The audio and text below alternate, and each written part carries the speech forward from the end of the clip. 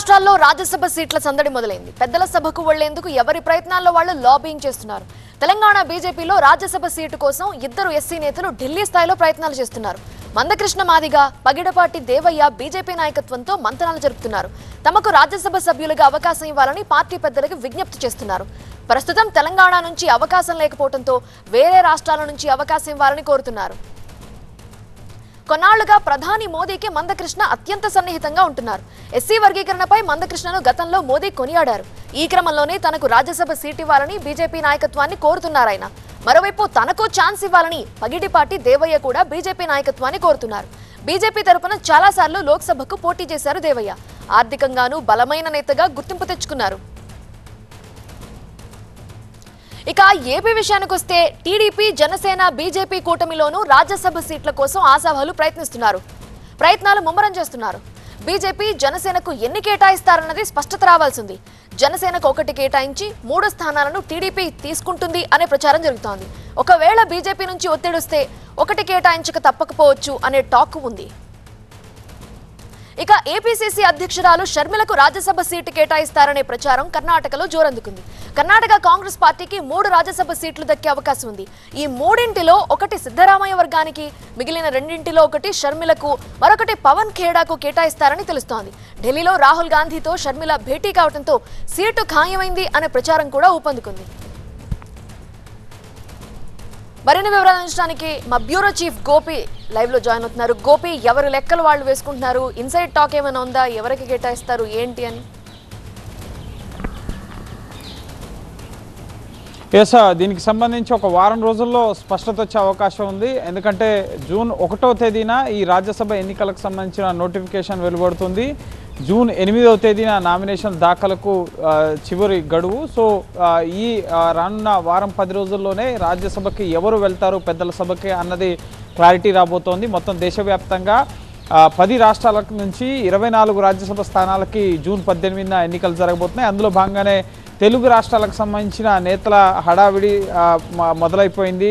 ముఖ్యంగా ఆంధ్రప్రదేశ్ నుంచి 4 రాజ్యసభ స్థానాలు ఖాళీ అవుతున్నాయి. వైఎస్ఆర్సీపీ నుంచి 3, 1 ప్రస్తుతం టీడీపీ నుంచి ప్రధానంగా అయోధ్య రామిరెడ్డి, పరిమళ నత్వాని, అలాగే పిల్లి సుభాష్ చంద్రబోస్తో పాటుగా సానా సతీష్ వీరి సభ్యుల పదవీకాలం ముగుస్తుంది. సో ఈ 4 స్థానాలకు సంబంధించి ఎవరు, ముఖ్యంగా కూటమి అధికారంలో ఉంది కాబట్టి 4 స్థానాలు కూటమికే వెళ్తాయి. కూటమిలో ఏ పార్టీ నుంచి ముఖ్యంగా అభ్యర్థులు బరిలో ఉంటారు అన్నది ఇంకా కూటమి నేతలు చర్చించుకున్న తర్వాత దీనికి సంబంధించి ఒక క్లారిటీ వచ్చే అవకాశం ఉంది. జనసేనకు 1, ముఖ్యంగా టీడీపీకి 3 లేక 2 లేక బీజేపీకి 1. సో సంఖ్యాబలాల ఆధారంగా, ఎమ్మెల్యేల సంఖ్యాబలం ఆధారంగా, అక్కడ ఉన్న కూటమిలో ఉన్న సమన్వయం ఆధారంగా ఈ బీజేపీకి ముఖ్యంగా ఇస్తారా, లేక 3 టీడీపీ తీసుకుని 1 జనసేనకి ఇస్తారా? ఎందుకంటే రాజ్యసభలో జనసేనకు ప్రాతినిధ్యం లేదు.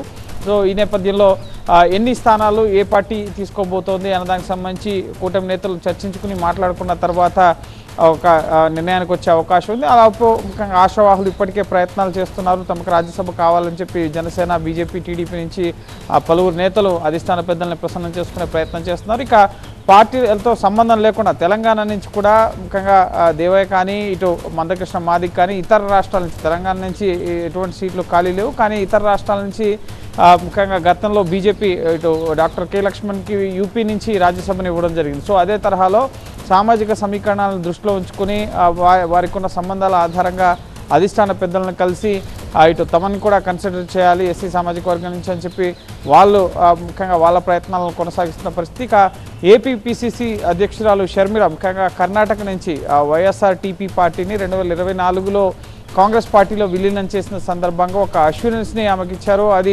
కాంగ్రెస్ పార్టీలో ముఖ్యంగా ఇక్కడ జాతీయ నాయకత్వంలో కీలక బాధ్యతలు, అలాగే రాజ్యసభ.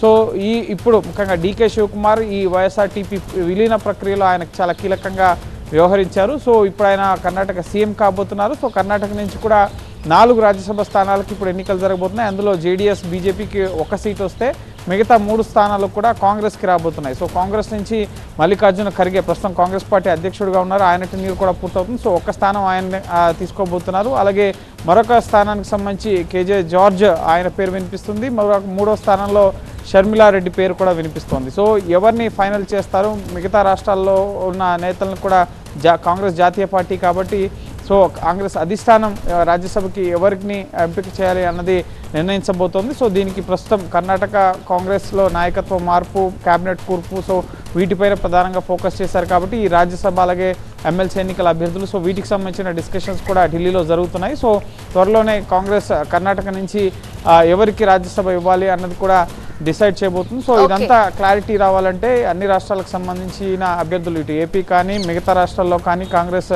నుంచి కానీ, సో ఒక 1 వీక్ అయితే టైం ఉంది. నామినేషన్ దాఖలకు చివరి తేదీ జూన్ 8వ తేదీ, నోటిఫికేషన్ 1వ తేదీ వెలువడబోతుంది. కాబట్టి సో నామినేషన్ దాఖలు గడువు పూర్తయ్యే లోపే అభ్యర్థుల్ని ఫైనల్ చేయాల్సి ఉంటుంది. కాబట్టి సో ఒక వారంలోగా ఈ రాజ్యసభ ఎన్నికలకు సంబంధించి అభ్యర్థులు ఎవరు ఏంటి అనేది, ఎవరెవరికి ఎన్ని సీట్లు రాబోతున్నాయి అన్న దానికి సంబంధించి ఒక క్లారిటీ అనేది రాబోతుంది. రైట్ గోపి.